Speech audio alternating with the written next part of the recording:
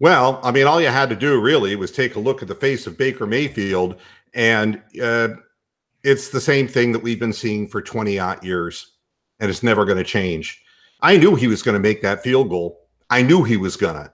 And the reason I knew is because when we had an opportunity to kick the long field goal, we again, instead of trying to get short yardage to get the field goal off, we instead take a sack.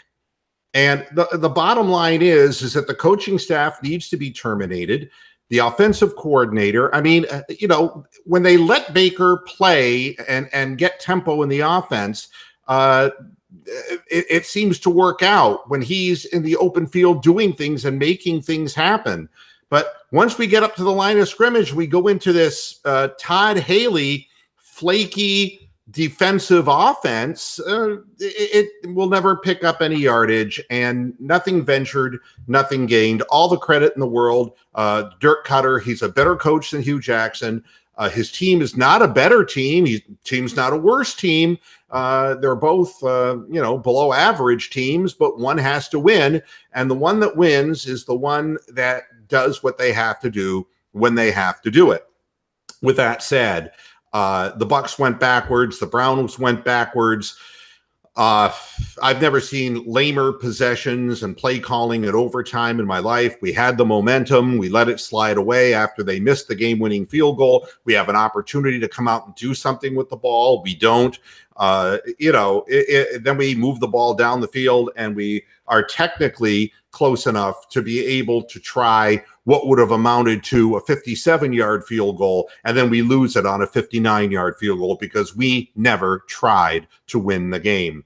And, we were expecting that we were just going to walk back out on the field with field position, and you saw the look on Baker Mayfield's face. Welcome to Cleveland. It's what I say to every coach, every player who comes to this shithole fuck pit of a part of the country in Cleveland, Ohio. Shit fuck pit.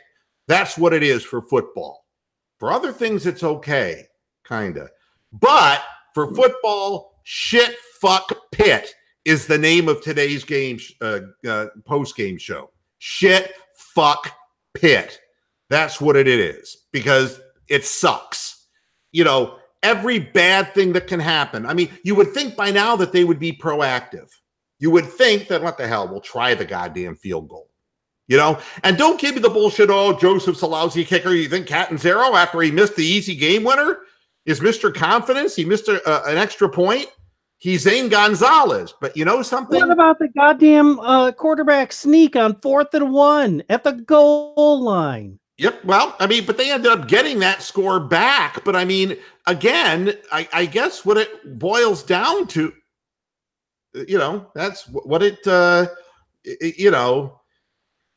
they should have run the ball, on 3rd and 3 at the 38. That is correct, Austin DeGray. It is correct. You have a young stud running back who's clearly better than Carlos Hyde and didn't go to Ohio State, and you didn't use him.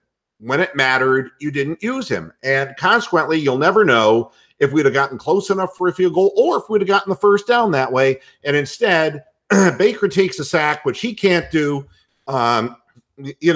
This is, in the end, we don't try to win, and the other team's Hail Mary succeeds. That's, what it amounts to. I will tell you something that is everything that you need to know about Hugh Jackson. He goes in before halftime and tells the Fox sideline reporter, my call to go on it in 4th and 2, energize this team. That's before the second half. That's as they're going in to halftime after Baker Mayfield fumbled the ball backwards. Those 3 points would have won the football game, folks. We turned down a chip shot because of Hugh Jackson, bastard child that he is. And he thinks it energized his team after the quarterback fumbled the ball. You know something? It's old, it's tried, it's overwrought. We're never getting rid of Hugh Jackson until the lawsuit for Flying Pilot J is resolved. That's the only way you're going to get rid of him. He is a horrible presence on the sidelines. It was his decision to go for it on 4th and 2 instead of kicking a field goal. Let me take you back in the hot tub time machine so that you understand what he passed up on just to prove that he's an ignorant motherfucker. Okay? At the time, it's 16-2, right? Yes. Right. It should have been 16-5 at the half, right? Yes. You score a touchdown, which we did because we got the immediate turnover and got the touch. That's 16-12, right? Yes, again. Yeah. So at that point, even if we didn't get the touchdown and we kicked another field goal at 16-8, we're within a touchdown and a 2-point conversion of tying that football game if you were concerned that we didn't have the good enough offense. But Hugh is a panicker, and he's convinced we don't have a good enough offense. So he goes on it or goes for it randomly on 4th and 2. And of course, it doesn't work out. We end up with 0 points. We end up in a tie game where the 3 points would have won the game for us. We would have been ahead 26-23. There would have never been an overtime. It would have been ball game. But instead, the bald-headed fuck, bastard child, that loser cost us another football game. Because he along with 14 goddamn penalties. Well, the penalties are more an example of how this team is thoroughly not disciplined. And it's not like the Bucs wanted it any more than the Browns, giving up sacks that they hadn't given up. Jameis Winston standing back there and they had plus they had 3 or 4 turnovers in the game. Yeah. Well, let me say something else. And I want to address this to all of the Twitter sphere, okay? If you watch this football game and saw another early motion against the Buccaneers on the play that Jameis Winston held onto the ball and got sacked, that was obviously a penalty that was ignored again by the officials. If you listen to the officials claim that Baker Mayfield on his 35-yard run was not starting to slide and that it was, quote, allowable to hit him in the head because he hadn't started his slide. If you can honestly look at me in the face, fucking Twitter sphere, and tell me that this isn't a plan, I'm sorry. In critical moments of the game, I'm not saying the Browns are good enough to win. I'm just talking about the officiating. That's the bottom line. When a guy moves that early, and you see the holding call they called on Avery? What the fuck? I mean, there are guys jumping 2 seconds early for the other team. The reason Jameis held on to the ball, he probably thought that what the fuck, they'll call it against the Browns anyway. How many times did they drop a flag against the other team and pick the flag up? There's no penalty on the play. You can't tell me that something's not going on. But the more important thing is what's going on in Cleveland. Hugh Jackson and Todd Haley are ruining Baker Mayfield. They are ruining his chance to win football games. I'm going to add Bob Wile E. Coyote, super moron, to that list. Who's that? The offensive line coach. Oh no! World War I and World War II. We need to fucking ship his Maserati driving ass the fuck out of town. Well, I'll tell you something else. I don't think that Jabril Peppers should ever question the Cleveland fans' hatred for him because he's from Michigan. Although that may be a good enough reason in and of itself. The bottom line is, look what he did again. And we keep putting him back there to return punts. You know, it's every bad decision. And heretofore, I'm going to call him Michigan Frog. Yeah, and you know, Austin is with me. Should have run it on 2nd and goal from the 2. Instead, we run some bizarre play where he has to throw the ball out of the end zone. I don't get it. Do you notice that when we moved the ball, when we were desperate at the end of the game of the 4th quarter, the middle of the field was wide open? Well, what happened? What happened to the play calling in the overtime? Why didn't we just pick up where we left off? And the answer is Todd Haley. I mean, it's just inconceivable to me that anybody could be worse than this collection of Amos the Anus, Hugh, the revolutionary loser, Todd Haley, the pick your nose with a peanut Pittsburgh reject. All of these people, and Jabril Peppers still returning punts. Unbelievable. I see Baker went ahead and shaved. I'm guessing he was hoping Haley wouldn't recognize him. No, everyone's superstitious, hoping the luck will change, and it never will. You know something? It could have been from 75 yards and the ball would have gone through. The fact is, when you don't take a chance to win a game, when you're in sudden death and you know what it's like? It's like the old kind of what they always talk about, like the science fiction thing. Well, you have a little thing with a red button on it, and your worst enemy has a little box with a red button on it. And you know that the guy who hates you is a psychopath and has no conscience whatsoever. And that not only will they kill you, your family will die if they hit the button. All right? And you sit there and you wait, and then you and your family are dead. And you wonder, well, you don't because you're dead. Your friends wonder, God, how'd that happen? Because you didn't try.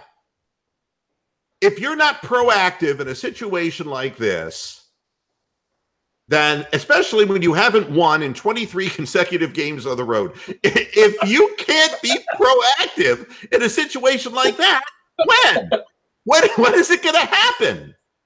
I mean, it's mind-boggling to me. And to turn around and have the other team win the game on a field goal that would have been 3 yards longer than the one you were going to attempt to win the game makes it even worse. It's like... And you're on the other side of the goddamn state where the kid kicked fucking field goals all the time. I just don't understand. I don't get it.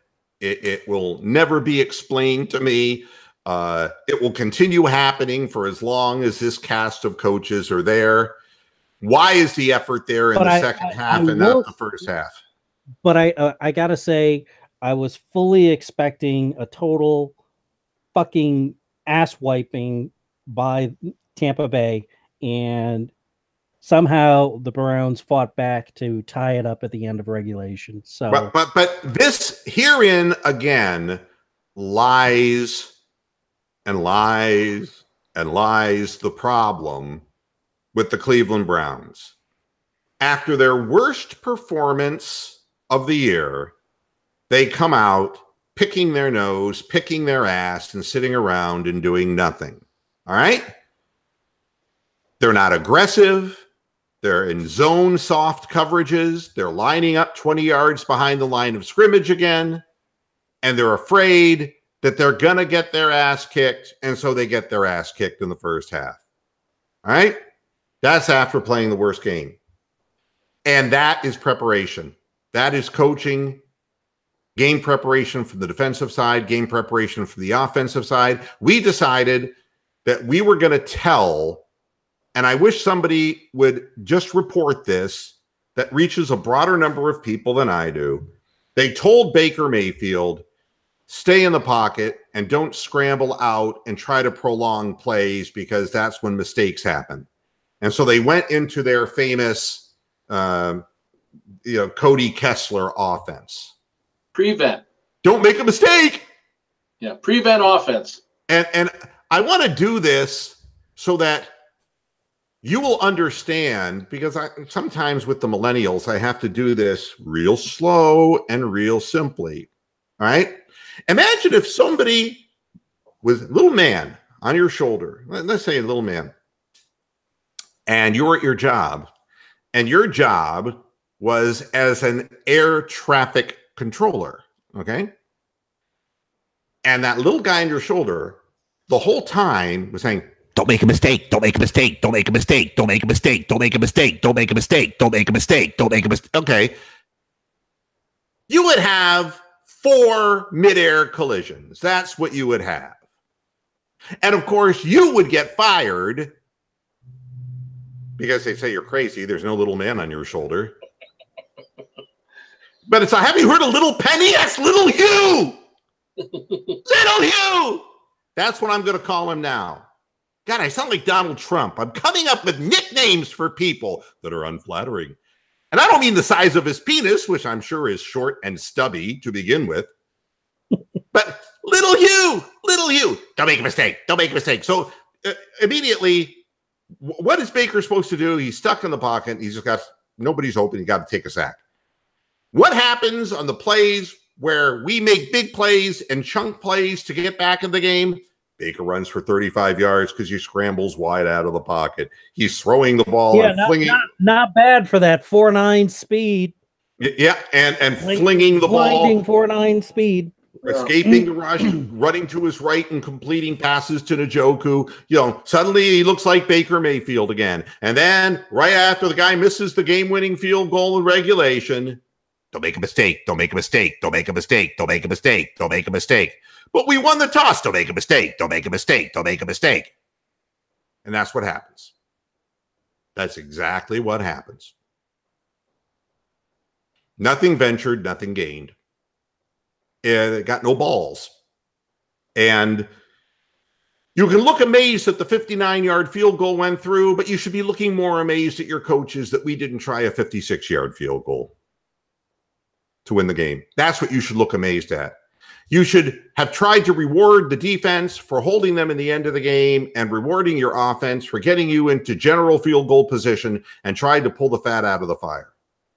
That's what you should have done. When they got the ball on that turnover way down deep on, I think that was a Winston fumble. I was yelling, kick the goddamn field goal on first down.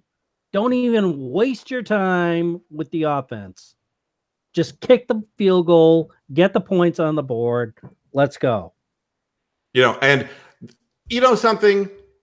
This fandom, Christian Taylor, I don't mean to pick on you, man. I don't mean to pick on you. You're probably a wonderful guy. With a first name like Christian, you're probably quasi-honorably intended, even though you're an abortion clinic bomber. I meant to say that Hugh is the one that told Baker to check down more, not Haley. Oh, so you know this.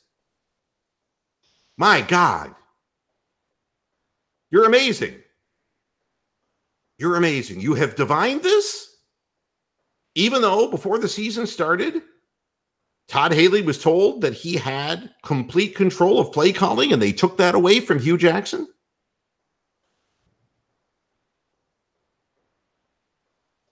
Now, and I'm not going to sit there and see this whole thing, Hugh against Todd. You know what it's like?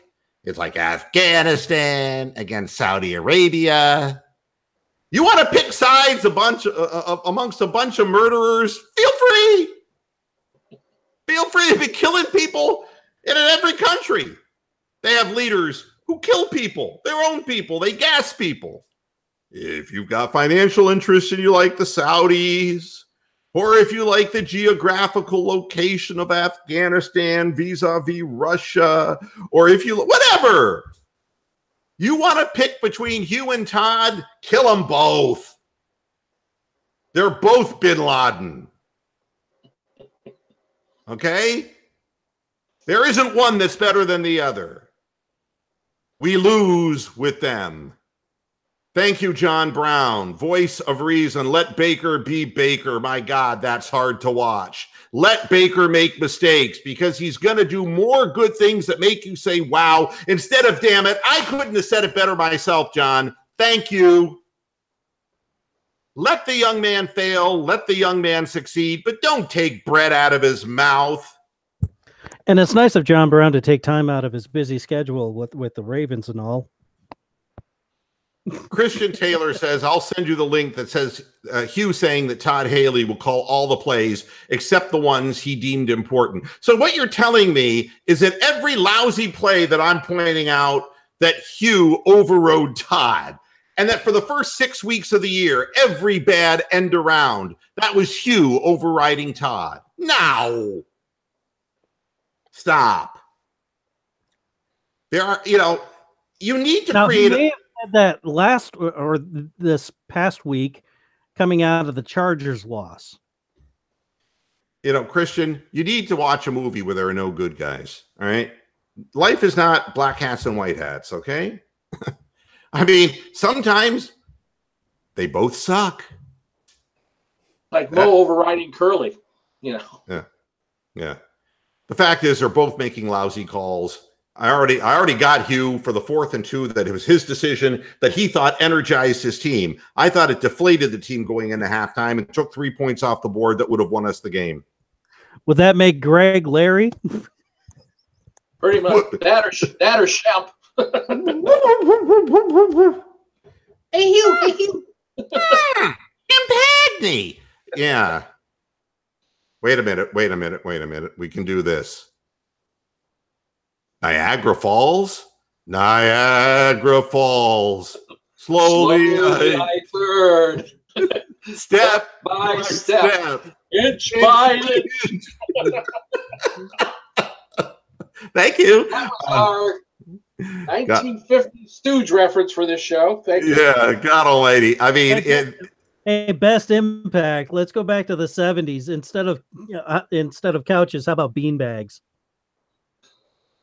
And Christian Taylor says Hugh will be fired in 2 weeks, and then we will see, I guess. Not if that lawsuit isn't taken care of. Ohio Norseman said that was sad. That was worse than sad.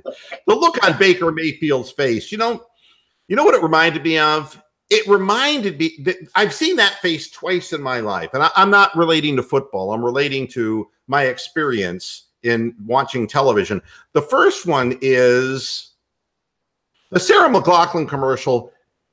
Would you turn this dog down in a home? How could you let an animal like this suffer? In the eyes of an angel. Okay, that's the first one. The second one is going back many years. This is the person that your money to care will help. I mean, you're looking at somebody who's, I've been shattered. Yeah. Should do. Just 7 cents a day can feed this child. Look at me! I'm in tatters. Yeah, look at him. You're comparing Baker Mayfield to a Biafra baby. A Biafran. That is correct. That is correct. You are correct, sir. Yeah. I mean, wow. It's like, Your Honor, this child was made an orphan. I mean, somebody's got to freeze frame that. No Jay Giles reference intended, and put that up. I mean, that is like, that says it all. Let's see. He's dead. Let's see. That was worse than Freddie Patek at the end of the World Series crying in the dugout. No, Julian Tavares was better. His son. Oh yeah. God Almighty. Cry me a fucking river. God damn. Julian Tavares. Literally. All right, let's do Baker. Wow. We're doing the Baker. Hold on, I have to take the headset off. And we do a lot of them. We do the Pat Shurmurs. Okay, but now we have to do. Wait, got to bow the head. Okay. The open mouth is imperative. When you do that, you almost look like Richard Gere. Say again? When you do that, you almost look like Richard Gere. Yeah, wow. Which movie? Mayo days. Yeah. No, just one of his still shots. Yeah. It's like, it's like the look is also, if you could put a little bubble above it, that guy just stole my girl. That's kind of the look. I mean, it's astonishment, loss, emptiness, all in one photograph. And meanwhile, all you see is Hugh just sweating profusely on the sidelines. And I don't know. 300. You know what we need? We need you to do James Earl Jones as God visiting Hugh Jackson in the middle of the night to tell him to resign from this football team. Okay. Here we go. Here we go. James Earl Jones visiting. God, visiting Hugh Jackson. I wish I had an effects machine to really help with this, but you know. Okay, right. I got to get up on the mic here. It's fine. I got to think of Jenna Jameson and get closer to this. All right. Wait a sec. Hugh, this is James Earl Jones. I'm dead, and so are you. I have very bad news for you. And I want everybody to know that this is not scripted. I have not written any of this down. The reason you are perspiring so heavily is because of your incompetence. It has reached mammoth proportions. You must leave Cleveland immediately. What I would like to do is I would like to have you picked up at the lakefront and dropped into the deepest part of Lake Erie. And then we will release all of the creatures from all the SeaWorlds that have basically gone out of business. Every man-eating shark will be dropped into Lake Erie into a general 3-mile radius of where we drop you. And we will cut you in 17 places before we place you in the water. You will never come back to Cleveland. And we will tie Todd Haley to your legs. That way he is submerged from the beginning and will drown first. You will have the pain of the sharks. Haley will have a lack of oxygen in his lungs. All right. It just needed that, you know? Yeah, I think everybody needed that. You know, Yeah. Good God Almighty. Good God Almighty. Oh, and I forgot. This is CNN. Okay, that's how it all. Lake Erie, we have the meats. Yeah, exactly. Yeah, how bad is that for Arby's? It's like, God, we have to find a guy who sounds like James Earl Jones because he's fucking dead. We have anybody here? It's like we need a guy to do Gilbert Gottfried doing the Aflac duck. Aflac. There you go. Aflac. Aflac. Oh, I don't care about Ohio State. Don't bring up Ohio State in my chat room. How's the BCOD doing? Because he needs refreshing after some of those referee calls. Here he is. And now it's time to bring in the BCOD. I will give him instructions here now as we speak. Hugh Jackson. No, what we really need is the BDEOT to go up to Cleveland and pummel the shit out of these guys while they're doing their press conferences. I mean, what is there to say? What is it? I can't believe that kick went through. I mean, what are we going to do? I mean, did you see what our rush was? The rush was Jabril Peppers doing jumping jacks. Did you see that? That was quality. It's like, I bet you can't get it that far. And his career-long 60. I bet you can't kick it that far. You have the ball because I fumbled it. I'm from Michigan. Maybe he was just practicing his fair catch. I don't know. I wish I could tell you what in the hell. I mean, they didn't even try to rush. They didn't even. They had already grabbed their helmets on the offensive side, ready to come out, and poor Baker is hunched over at the waist. And as much as they really needed this win, you would think that they would put Ward at one end and Garrett at the other, the two fastest guys off the fucking line. No, that's what other teams do against us. And simple lineups, and then the inside guy gets through and blocks the kick. I mean, and I'm not saying that our kick from 56 yards would have even gotten off the ground, but at least you could say, well, at least we tried. You know, it would be like going into a fight against Mike Tyson and not throwing a punch. It's like, I'm going to fucking lose anyway. So what the hell Bruno. I'm just going to make you mad if I thought, yes, you are correct. You're going to make me very angry if you try to throw a punch at me. And if you throw something that accidentally lands on me, I'm going to molest you, your family, your sister, and your brother. All right. So we were afraid. At that critical moment, the decision was, Let's just punt it away. Joe Biden. Yeah. I mean, it was like weak sauce. You know what? Pussies don't win football games, basically.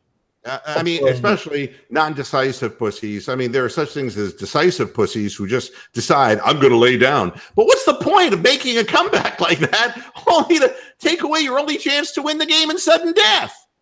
You know, it's like, here's what we're going to do, Hugh. We're going to try to ask you, do you understand what sudden death means? And he'd go, well, of course I do. Good. Get ready. Aim. Hilarious when Rondé Barber circled the time and says, well, if they kick a field goal, they'll still have time to come back. I go, dude, it's fucking overtime. Violent science. You're not on the field anymore, Rodney. Violent science. Wait a minute. He says James Earl Jones is alive? Is he? Doesn't matter. No, he's not alive. He's probably confusing him with Morgan Freeman. I gotta look this up. I'm sorry. I mean, that guy can't still be alive. Well, my God, he is. Wait a minute. Up somewhere. Oh, that PCOD. changes everything. Wait a minute. Forget about the lake. Forget about the sharks and the cuts, 17 cuts. I'm going to visit you with a gun and blow your brains out. Okay. Thank you for making it so much easier for me. Thank you. Oh, my God. I thought he was dead. The motor running in the car outside. Oh, that's hilarious. Everybody's dead. Thank you, Violent Science. You win the fictional Moohead Radio coffee mug. I got a thing on one of my news feeds. Watch, NFL sideline reporter pelted in head with ball. Melissa Stark pelted in the head with a ball. That could be any Cleveland for the Texans and the Jags. So Baker GX Mayfield. By the way, who knew that the Jags were going to fucking roll over and die? Well, you put Cody Kessler in. This is the end, my friend. Cody Kessler, he's still alive? Yeah, no, he's dead. He's fucking dead. No, the Jaguars are dead. The Jaguars are dead. That's, everybody's dead. Yeah, wait, I am your father. Thank you, Gemini. That is correct. There Shane Johnson's 10 NFL teams that actually have backup quarterbacks that used to play for the Browns. There's 10 teams out there that have Cody Kesslers and Kaisers and McCowns and what have you. Jeez. That's true. Baker GX Mayfield says Tennessee went for 2 and lost the game for no damn good reason. And that's true, too. What kind of a decision is that? How can coaches keep their job doing that? I don't know, man. Yeah, but look at the lucky bullshit plays that Phillip Rivers completed against the Browns. That's what you're rolling the dice and risking when you say, oh, well, we're just going to play for overtime. Yeah, well, you score a touchdown, the game's over. Yeah, Black Rob is saying Todd's fault. Who are we fooling here? Absolutely. Haley is calling the vast majority of plays, and the play calling is awful. Chris Harwell, that was a fucking heartbreaker. I almost shed a tear. No. Almost. No, nobody can cry over this at this point. I mean, it's just... yeah, if Peppers hadn't have fumbled, we would have won. No, we probably wouldn't have kicked the field goal because Hugh would have gone for it. I mean, on and on and on it goes. And it's dysfunctional. And, 4 overtime games. 4. Fucking 4. It's unbelievable. And nowhere to be seen is Steven, who I'm surprised at. Mr. Moohead, do you think we're going to have 6 more this year? Further aggravate me in my moment of grief. Oh, just one more thing before you go. Yeah. One more thing. I got one more question. One more question. Mr. Moohead, my dad just texted in. Yeah. He told me to ask you. I had one more question. My Magic 8 Ball says. Oh, and Joe Fox says, going to be good to hear Zagura and Bo try to talk up how good the Browns played today. Who are Zagura and Bo? I don't even know who they are. got to remember, I'm not in Cleveland. They're the ones that do the Browns radio show. Oh, is that the twosome? Yeah, the podcast. Yeah. Oh, okay. That's the one you sent me? Brian? Yes. Oh, okay. Yeah. Well, I mean, they have to. They have the colors and everything in the backdrop and everything. I mean, if they don't, they're inside the building. I know they are. And so is Jimmy Hoffa. Yeah. And it's like, sometimes I wish they would just like take the camera and a microphone down to one of the offices and say, excuse me, what the fuck are you people doing? Comment. Well, John Brown says in a debate involving who's worse, Jackson and Todd Haley, we all lose. Yeah, kind of like the political process in this country. Who do you vote for? And it's like neither. My God, you got to get rid of both of those men. Some people are saying we should have gone for 2 at the end. No, we shouldn't have gone for 2. We got the ball back. We got the ball back, and our offense just reverted back to what it was doing in the first half. I mean, it's really bizarre. And Shane Johnson, breaking news. You got fired. Yeah, right. Jim Donovan and Doug Deacon are cursing up a storm. Well, maybe Doug Deacon. God. Jim Donovan's probably just at the bar getting drunk. No, but Jesus Christ, I gotta fly home with Doug Deacon again. Could you even imagine, Bernie Kosar, looks like I picked the wrong week to stop drinking. Oh. Well, that's one game at a time. One game at a time. And Austin Gray is correct. We don't even have a bad team. It's just the coaching. That's true. You know what it's like? True. It's like the guy with the 11-inch dick who just doesn't use deodorant. I mean, it's like we got the tools, but something is not sure how to implement them. Yeah, exactly. It's just really food salad. And the other thing is, I don't want to hear about Carlos Hyde ever again, because you saw how Chubb exploded through holes. Okay? And you just block up front for this guy, and he's going to get a lot of yards. He's going to break tackles, and he can make moves in the open field. And he is solid, and he is going to be a really good player. And he was far better than Carlos Hyde in a game in which, from what I gather, he did not have full reps this week, and he still got the job done. It's just that, the tale of two cities, or as they say in the brothels, the sale of two titties, that is a game of halves. And why we're not prepared to play in the first half coming off of such a horrible game is all on the coaching staff, 100%. And that's why it's got to change. And, the players can't like losing like this. And Baker Mayfield can't enjoy having been emasculated by the offensive coordinator of this team. It's once we had a chance to win, I mean, it was like when we're desperate, the thing that's so amazing is Baker's got tempo and he's up and he's getting animated. He's getting into it. Then they slow him down. Slow down. I want you to throw the ball down the sidelines for a jump ball. That's, we want you to, we're not going to hurry up the offense because their defense is tired. We're going to let them rest. I mean, it's just unbelievable. So, Well, and here, another thing is Baker's never lost at any level until he's gotten to Cleveland. Well, but I think he's never had a losing record until now. Yeah, I think most quarterbacks would be losing here. I think it's hard on him from the standpoint that he's comes from a program where it wasn't like he was undefeated in college. Let's get real about it. Well, no, but I'm saying they never lost. He's never lost more than like 3 games in a season.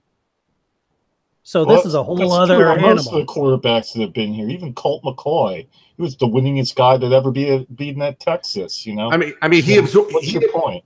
He absorbed 5 sacks He completed 23 of 34 passes, so you can figure that out yourself. That's about 68%. Right. For 215 yards, he played a clean game and didn't turn the ball over. And, and we lose. And we lose. Chubb had 18 carries for 80 yards, 4.4, and a touchdown.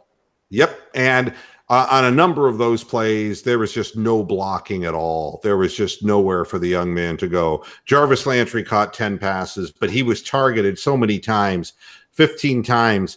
And, do you know that Antonio Callaway caught 1 pass? He was targeted 2 times. And I saw many times in the overtime where he was wide open over the middle and they didn't even look his way. There's no reason for him to even really be on the field, if that's what it's going to be. We got the defense wasn't good in the first half, but we did get turnovers. We didn't take advantage of them. For the defense, Randall had 12, tackles. Calhoun had 10. Kirksey had 10. These are all plays being made in your secondary and by your linebackers. Peppers had 8. But, if you're looking at sacks, Agba had a game where he was recognizable, but he made a number of bad penalties in this game. Garrett had 2 more sacks, but he had an offsides that hurt this team. Ogunjobi had half a sack. So we still only got 4 sacks the entire game on Jameis Winston and missed a bunch. We whiffed a bunch of times on him. And gave up a 35-yard scramble to that blubber butt. Yeah, well, That's like giving up a 35-yard scramble to Byron Leftwich. Yeah, I mean, the one that killed me is he literally bent his knees and ducked and went in a fetal position and escaped the sack. I mean, it's like, I give up. I just fucking give up. And, people aren't wrapping up. Linebackers had clean shots coming in on blitzes and just let him sidestep them. I mean, I don't, the first half, the Browns were sleepwalking, and the game planning, if that scripted plays is predicated, I mean, how can that be your scripted plays against a team that was averaging giving up 35 points a game? Somebody explain this to me. I mean, it's just unbelievable that you would not come out testing their secondary. It's just unbelievable that you would never throw the ball downfield. That's when you would choose to go into a dink and dunk and not even try to make big plays. Guys got to be fired. They all got to be fired. It's almost like somebody's leaking the scripted plays to the opposition before the game even starts. Well, the Browns haven't scored a touchdown in the first quarter of any game this year, and that is all on Haley. Because, look, it isn't Hugh Jackson, Christian, who is coming up with the game planning for this. It's not. So, I just, I don't know. I'm looking at, Jameis Winston was 32 of 52. All right. For 365 yards and 2 picks. But he gained 55 yards rushing. They had no running game whatsoever on this team. Barber had 30 yards. Jones had 13, but they still beat us. Evans, 7. Because they gave up 2 14-yard touchdowns, one to Winston and the other one to Deshaun Jackson. No, I mean, I think Denzel Ward did a great job on Deshaun Jackson, who was actually on the sidelines for a large part of the fourth quarter of the game, and nobody understood why. It's like I said, it really had nothing to do with how great the Bucs were. It's just that somebody had to lose, and this is the TV show The Biggest Loser, and it's Hugh and Todd. 5 sacks for a Bucs team that didn't have and now go home. and 2 of them by Nassib. That's the other thing. I mean, it's hard to swallow. It's just really hard to swallow. The guys will leave and play better when they leave. Guys come here and they play worse. I don't know. Jean-Pierre Paul only had 1 sack. I'd say Desmond Harrison did a pretty good job overall, But it's just not enough. Just not enough. So you can take it for what it's worth. As long as Hugh Jackson is the coach of this team and Todd Haley is the offensive coordinator, this is what will happen. The players are infected, and now it's really I just don't understand why we can't play 4 quarters of intense football. I don't understand why we come out this way in the beginning of games. It doesn't make sense, and it has to be the coaching, because the players are obviously able to ramp it up. It's just not happening. So I've said everything I'm going to say. The Cavaliers are on at 6 o'clock. I want to take a break before I scream at that. I just want to remind everybody LeBron hasn't won yet, and that they've resorted to fighting and cheap shotting people because they can't close out games even with LeBron on the floor, and that they can't shoot 3-point shots, and that Lonzo Ball is a sack of shit. I just want to remind everybody of that while I'm saying that the Cleveland Browns organization is full of shit. All right, guys, I'm done. You get the final words. We'll start with the Moose. Well, there you go. I think I'll make an early prediction. I think we're going to beat the Steelers in Pittsburgh. There you go. I put it out there. I'm glad you did. Nay, what do you say? Well, it's definitely not as bad of a loss as I was expecting. So I'm only mildly disappointed. Because I was expecting a back-to-back blowout like we would have gotten last year or the year before. So, all right, Rick, final word. The punter Colquitt averaged almost 52 yards a punt. He was awesome. Let's give it up for Colquitt. Yeah. So if he had won, if Cleveland had won, I suggested that he would have gotten the game ball. Definitely. Yeah, but they caught the punts. I mean, not only did they catch the punts, they were averaging like 12 yards a return. I mean, Peppers has suddenly decided that he's going to run with the ball, but look, Baker turned the ball over really in a way because of the 4th and 2. He was carrying the ball in the wrong arm. All right, that what's true is true. That was a mistake that Baker made, but the mistakes that were made were so self-inflicted, not just by the players on the field making penalties, but self-inflicted by the coaching staff. And again, I want to point out that there are calls that are just being routinely missed by officials in the NFL that are obvious penalties against our opposition that are being ignored. And at the end of that game, I know when the guy moved early again, they didn't call it. They just didn't want a 5-yard penalty and move them back further. They didn't know that Jameis was going to take the sack. But the fact is that's why they didn't throw the flag. And it's really an unfortunate thing. We get called for, Avery gets hold for, that's the same hold that Green Body Calhoun got called for a week ago. I mean, it is within the 5 yards, and he just reaches out and touches a guy and grabs him a little bit like this in the chest and lets him go. And that suddenly constitutes an automatic first down. So I don't know. I mean, but I'm not going to say the Zebras are to blame for us to lose. We deserve all the bad calls we get as long as we keep these coaches in town. That's it for the post-game show. Thanks so much for tuning in. And I'll be back again tomorrow with a slightly more balanced look at what happened. And, I don't know, maybe there'll be, Otis Redding like consequences for Hugh. Well, I told you I had to listen to Miles Davis so that my head wouldn't, literally explode all over the place after that first half. Hey, if that works for you, if it makes you happy. All right. Everybody, thanks a lot for tuning in. See you again tomorrow on Moohead Radio, 6 o'clock Eastern Standard Time. Until Monday, go Cavs. Hasta la vista, Pastor Heads. Good night.